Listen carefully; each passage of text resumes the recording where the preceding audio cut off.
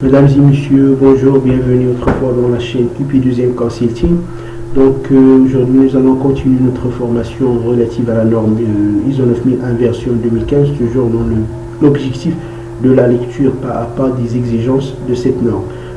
Aujourd'hui nous allons bien arriver au chapitre 9 intitulé l'évaluation des performances.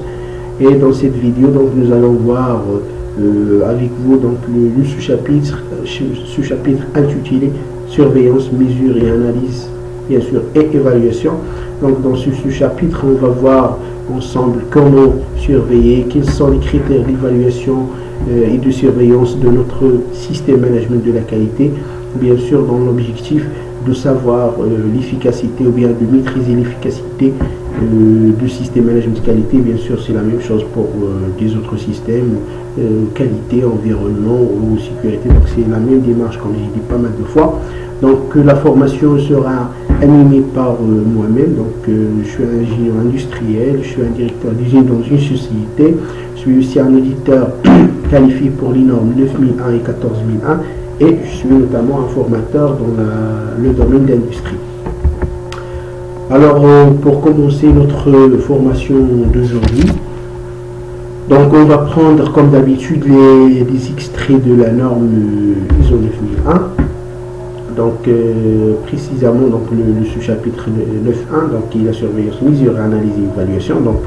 Pour la généralité ou bien pour les généralités de ce sous-chapitre, l'organisme doit déterminer ce qu'il est nécessaire de surveiller et mesurer. Tout d'abord, chaque organisme qui veut instaurer ou bien qui veut mettre en place son système doit déterminer qu'est-ce qu'il va surveiller et mesurer. Il se peut d'être par exemple la satisfaction du système total, la satisfaction ou bien l'efficacité d'un processus ou bien des processus. Il peut surveiller aussi les actions qui sont planifiées. Il peut surveiller, mesurer et évaluer aussi la pertinence des clients, la pertinence des fournisseurs, etc. On va voir ça en détail. Il faut aussi déterminer quelles sont les méthodes de surveillance, de mesure, d'analyse, d'évaluation selon le cas pour assurer la validité des résultats. Il y a plusieurs méthodes pour mesurer. Il se peut être des tableaux de bord, des indicateurs de performance, des enquêtes de satisfaction, des audits internes, des diagnostics, etc. Ce sont des méthodes pour évaluer le système. L'organisme doit aussi déterminer, soit sous forme des procédures, sous forme des processus, comment évaluer et mesurer le système. Aussi, il doit déterminer quand la surveillance et la mesure doivent être effectuées, c'est-à-dire la fréquence de surveillance. Par exemple, si on prend le cas d'un indicateur, il se peut être évalué par exemple mensuellement, annuellement, semestriellement, etc. Par exemple, l'audit, si on utilise la méthode audit interne, il y a des sociétés qui peuvent faire par exemple un ensemble d'audits internes dans la même année. Il y a aussi des autres qui peuvent faire un audit par an, etc. L'essentiel c'est de déterminer pour chaque méthode quelle est la fréquence de surveillance et de mesure, et aussi quand les résultats de la surveillance et de la mesure doivent être analysés et évalués. Je prends toujours un exemple des indicateurs de performance ou bien d'un tableau de bord. Il y a des organismes ou bien des sociétés par exemple qui mesurent et analysent les indicateurs mensuellement. Par exemple, ils analysent ces données, je sais pas, par exemple, trimestriellement, sur par exemple le cas de traitement des non-conformités, etc. Il y a des sociétés aussi qui peut faire l'évaluation ou bien l'analyse des données de maintenance de la production selon une période bien sûr bien déterminée, qui doit être aussi définie dans le système de management de la qualité ou bien n'importe quel système, l'objectif ou bien l'objet de la mise en place dans cette société. L'organisme doit assurer que les activités de surveillance et de mesure doivent ou bien sont mises en œuvre conformément aux exigences déterminées et doit conserver des informations documentées pertinentes comme preuve des résultats. C'est-à-dire si l'organisme est défini les méthodes, la démarche à suivre pour surveiller, soit comme j'ai dit les actions, la pertinence ou bien l'efficacité d'un processus ou bien dans le système, ou bien du système tout entier. Donc il faut premièrement tout le temps assurer que la méthode elle est bien respectée, la démarche définie est respectée. Surtout on peut évaluer ça à travers des audits internes pour savoir est-ce que les indicateurs ils sont bien calculés, est-ce que la fréquence de contrôle, bien de mesure et de surveillance est bien respectée, etc. On peut utiliser aussi l'audit externe bien sûr pour évaluer si démarche. Et aussi, donc, la norme, il exige que l'organisme doit conserver des informations documentées. C'est-à-dire, si par exemple, dans la méthode audit interne, donc automatiquement, il faut avoir du planning d'audit, il faut avoir des rapports d'audit, il faut avoir des constats d'audit, des fiches d'action correctives préventives pour l'audit interne, etc. La même chose par exemple, si on prend le cas des tableaux de bord, donc il faut conserver sous forme des informations documentées, des tableaux de bord, des résultats du calcul, etc. Et enfin, l'organisme doit évaluer la performance en matière de qualité ainsi que l'efficacité du système de management de la qualité. Donc au niveau de matière de qualité du système, donc lorsqu'on parle en matière de qualité, donc il se peut être la qualité produit, donc c'est pour ça que nous avons déjà parlé de l'analyse des non-conformités de produits, l'analyse des anomalies, etc. Et aussi l'efficacité du système, donc à travers, comme j'ai dit, donc les tableaux de bord pour évaluer chaque indicateur ou bien chaque processus. Et aussi on peut utiliser la revue de direction pour évaluer notre système tout entier et bien sûr afin de planifier des actions, etc. On va voir après comment planifier ces actions dans le chapitre qui suit.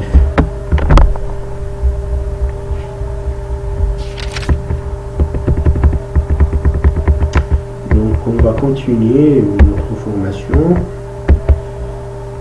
Alors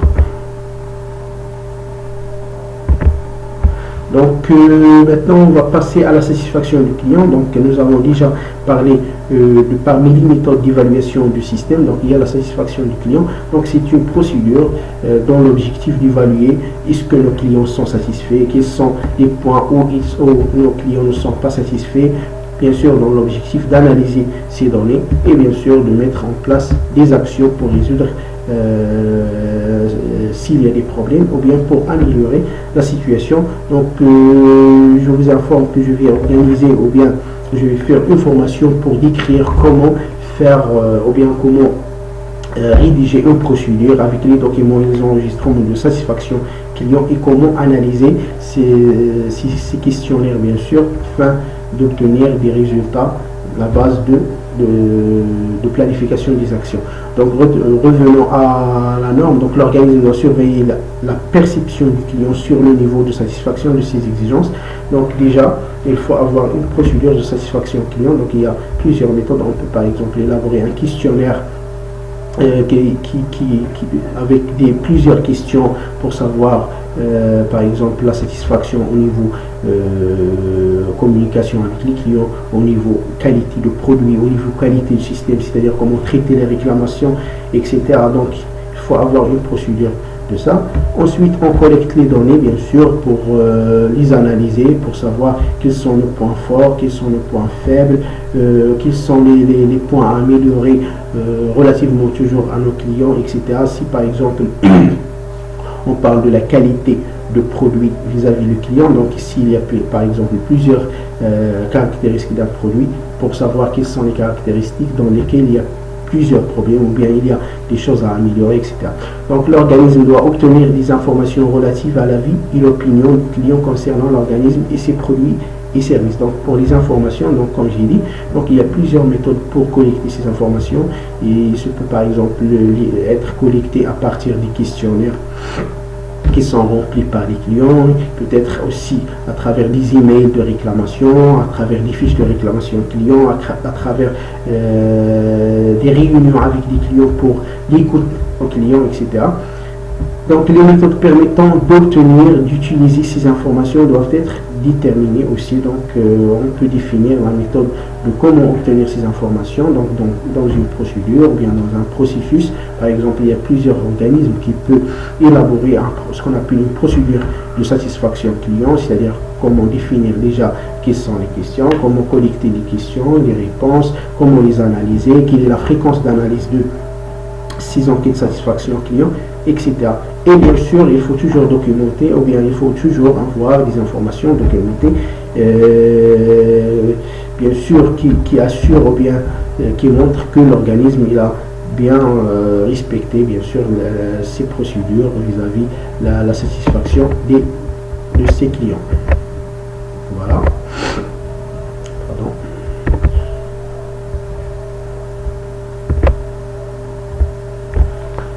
Donc, après la satisfaction client, donc on va voir dans le 9.1.3 l'évaluation ou bien l'analyse et l'évaluation.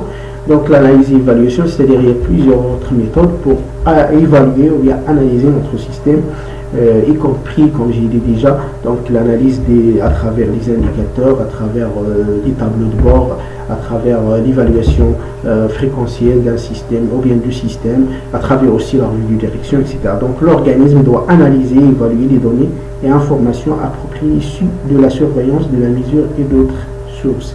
C'est-à-dire, si on évalue ou bien on analyse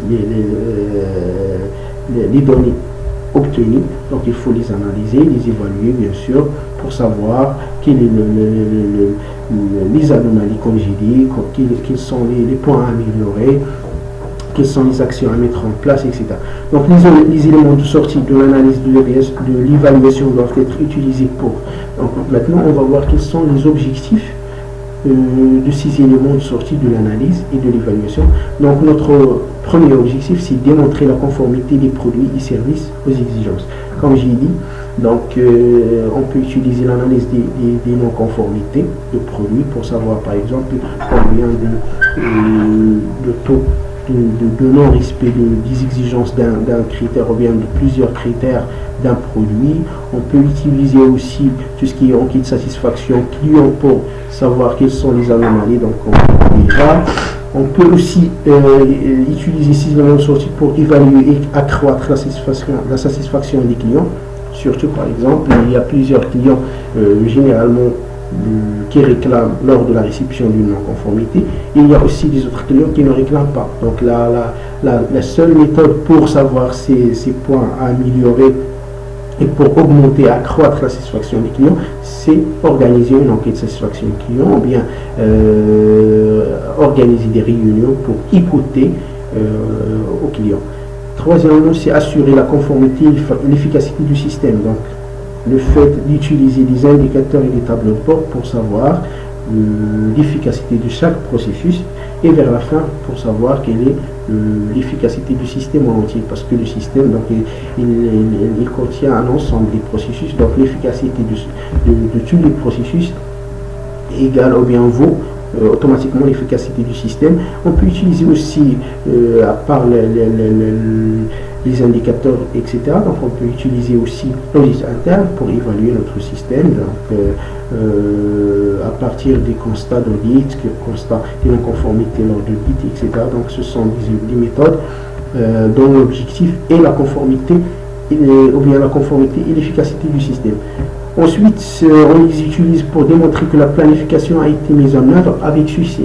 Donc, lorsqu'on parle de la planification, il se peut être la planification d'une activité opérationnelle, comme il se peut être par exemple la planification des actions suite à des anomalies ou bien suite à l'analyse des risques, etc. Donc, pour évaluer est-ce que la planification a été mise en œuvre avec succès, on doit évaluer ces actions. C'est pour ça, généralement, il y a des sociétés qui utilisent ce qu'on appelle ou bien un indicateur qui s'appelle le taux d'efficacité des actions planifiées, ou bien le taux de réalisation des actions planifiées, c'est-à-dire le nombre des actions qui sont déjà réalisées par rapport à ce qui est planifié, et aussi des actions qui sont efficaces par rapport aux actions qui sont réalisées. Donc c'est un indicateur qu'on peut utiliser pour démontrer est-ce que la planification a été mise en œuvre avec succès. On peut les utiliser aussi pour évaluer les performances des processus. Donc nous avons déjà parlé de l'efficacité ou bien la performance du système. Donc c'est la même chose pour la performance et l'efficacité de chaque processus. Donc pour chaque processus, on peut définir un ou plusieurs indicateurs pour savoir par exemple est-ce que ce processus est efficace ou non.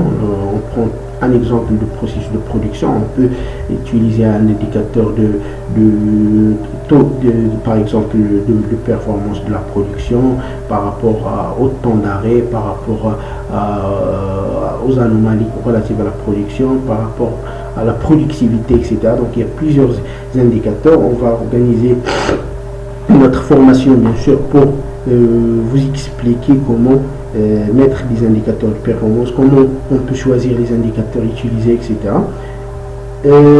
Ces éléments de sortie aussi sont utilisés pour évaluer la performance des prestataires externes. Donc nous avons déjà vu ça dans le chapitre 7. Donc comment évaluer notre prestataire externe, ou bien ce qu'on appelle l'évaluation des fournisseurs pour l'ancienne norme, pour savoir par exemple qui sont les fournisseurs qu'on peut garder, qui sont les fournisseurs qu'on peut échanger, qui sont les fournisseurs qu'on doit demander un plan d'action auprès d'eux, bien sûr, pour améliorer notre situation, vu que, bien sûr, pour avoir un client satisfait, il faut avoir un fournisseur, bien sûr, performant. Et enfin, pour déterminer la nécessité ou les opportunités d'amélioration du système. Parfois, par exemple, donc le fait d'analyser l'évaluation ou bien les informations collectées, donc il peut nous guider ou bien nous guider pour voir s'il y a des opportunités d'amélioration, des points à améliorer. Parfois, on les utilise même pour prendre des décisions relatives à l'investissement au niveau des ressources matérielles, humaines, etc. Donc, il y a plusieurs utilisations, bien sûr, pour ces informations. Donc, l'essentiel, comme j'ai dit, donc, c'est de respecter les méthodes appropriées ou bien les méthodes qui sont utilisées par l'organisme, et bien sûr, afin d'analyser et de faire une bonne analyse pour savoir quelles sont ces opportunités d'amélioration.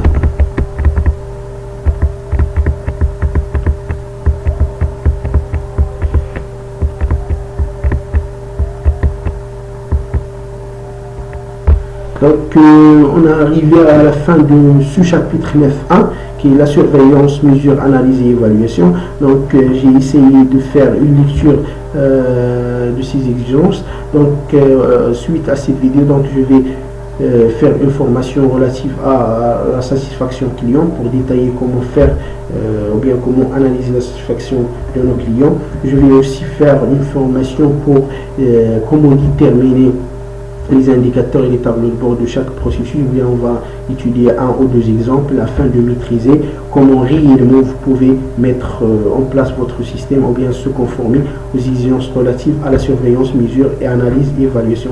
Donc vers la fin, si vous avez bien sûr des questions, vous pouvez les mettre dans les commentaires ou vous pouvez les envoyer par mail. Donc je vais vous répondre bien sûr dans des autres vidéos ou bien dans les commentaires aussi.